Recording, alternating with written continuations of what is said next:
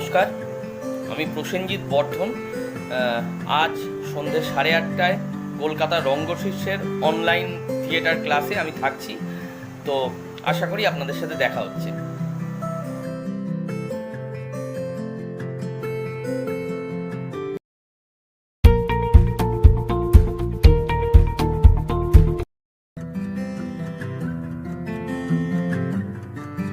নমস্কার, আমি অনন্যা পাল ভট্টাচার্য।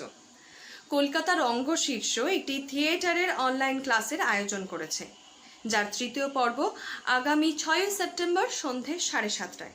সেদিন আমি থাকছি, আপনারাও সঙ্গে থাকুন। মনে রাখবেন, 6 সেপ্টেম্বর সন্ধে 7:30টা। নমস্কার।